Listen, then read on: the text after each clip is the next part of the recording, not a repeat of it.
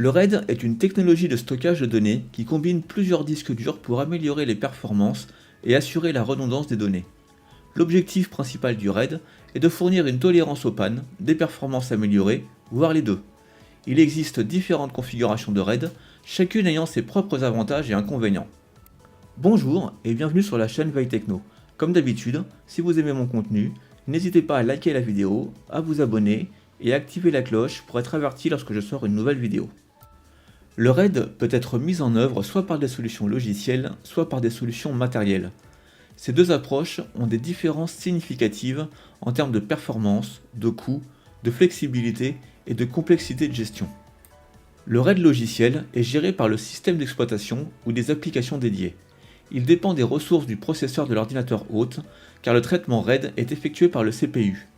Il est généralement moins cher, car il n'exige pas de matériel spécialisé. Seulement les disques et le système d'exploitation avec les bons pilotes sont nécessaires. Facile à configurer et à modifier, il peut souvent être géré à travers des interfaces logicielles conviviales. Il fonctionne avec des disques durs de différentes marques et modèles, tant qu'ils sont reconnus par le système d'exploitation. En résumé, ses avantages sont le coût, sa facilité d'utilisation, ainsi que sa portabilité, et ses inconvénients sont les performances ainsi que la charge CPU. Le RAID matériel est géré par un contrôleur RAID dédié. Ses performances sont généralement meilleures que le RAID logiciel car le traitement RAID est pris en charge par un processeur dédié sur le contrôleur. Il est en revanche plus cher en raison du matériel spécialisé requis. Souvent plus difficile à configurer, il nécessite une connaissance technique plus approfondie. En termes de compatibilité, il peut être limité aux disques compatibles avec le contrôleur RAID spécifique. En résumé, ses avantages sont les performances, la fiabilité ainsi que son indépendance au système. Ses inconvénients sont le coût, sa complexité et sa dépendance au matériel. Il existe plusieurs types d'architecture RAID. Nous allons en voir trois. Le RAID 0, système de répartition qui améliore les performances au détriment de la sécurité. Le RAID 1, système de redondance qui améliore la tolérance aux pannes au détriment des performances. Et le RAID 5, qui est un compromis entre redondance et performance. Le RAID 0 est destiné à augmenter les performances du système au détriment de sa redondance. Il est composé de minimum 2 disques et les données sont réparties sur ces différents disques. Ce système n'est pas sécurisé car la perte d'un seul disque vous fera perdre la totalité des données. Il sera utilisé dans les environnements où la performance est cruciale et la perte de données acceptable. Pour ce type de système, il est recommandé d'utiliser des disques de même taille. Car en effet, l'espace disque total représente la capacité du plus petit multiplié par le nombre de disques. Le RAID 1 privilégie la sécurité à la performance en offrant de la redondance. Les données sont dupliquées à l'identique sur les différents disques, ce qui offre une tolérance aux pannes élevée. Si un disque tombe en panne, les données sont toujours présentes sur les autres disques dans leur intégralité. Le coût est un peu plus élevé car la capacité de stockage n'est égale qu'à la capacité du plus petit disque. Il sera utilisé pour des systèmes critiques où la sécurité des données est primordiale. Le RAID 5 va en quelque sorte combiner le RAID 0 et le RAID 1. Les données et les informations de parité, utilisées pour reconstruire les données en cas de défaillance, sont réparties sur 3 disques ou plus. C'est un bon compromis entre performance, capacité et tolérance aux pannes. Si un disque tombe en panne, les données de celui-ci pourront être reconstruites grâce au bloc de parité des autres disques. Dans mon exemple, si le disque 1 tombe en panne, le bloc de données A1 sera reconstruit grâce au bloc de parité AP qui se trouve sur le disque 4.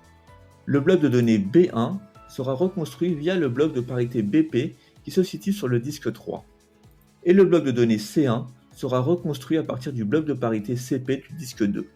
Le bloc de parité DP, quant à lui, sera lui aussi reconstruit et le système RAID sera de nouveau totalement opérationnel. Le RAID 5 sera utilisé dans les environnements où un bon équilibre entre sécurité des données, performance et coût est nécessaire. Il existe de nombreux RAID, et je ne vais pas tous les détailler ici. Sachez juste que vous avez la possibilité de combiner les RAID.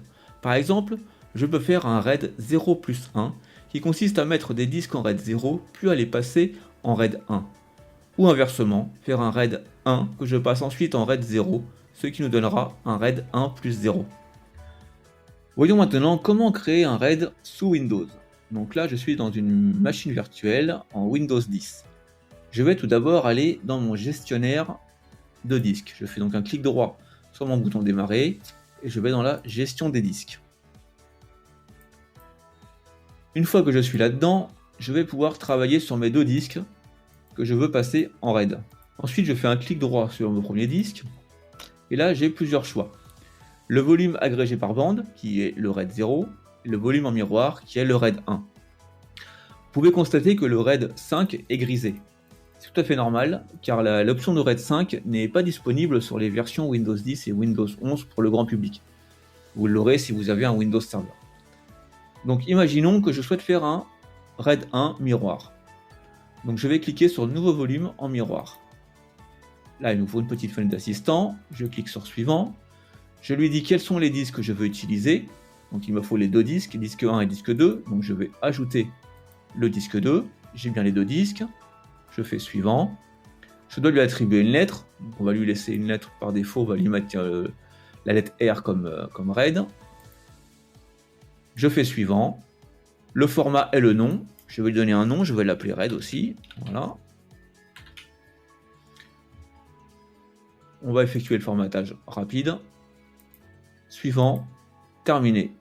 Ici, il m'avertit que l'opération va convertir mes disques normaux en disques dynamiques. Aucun problème, je lui dis oui. Et l'opération est lancée. Et voilà, mon disque est désormais créé en RAID. Si je vais dans mon explorateur, j'ai bien un disque R RAID qui est ici à disposition. Je viens de créer donc un RAID miroir. La compréhension et l'utilisation des différentes configurations RAID sont cruciales pour les professionnels de l'informatique cherchant à optimiser les performances et la fiabilité de leur système de stockage. Chaque type de RAID offre des avantages distincts en fonction des besoins spécifiques en termes de performance, capacité et tolérance aux pannes. C'est ici que notre vidéo se termine. J'espère qu'elle vous a permis d'enrichir vos connaissances. N'hésitez pas à vous abonner et à laisser un pouce bleu. Je vous dis à bientôt pour de nouvelles découvertes sur la chaîne Veille Techno.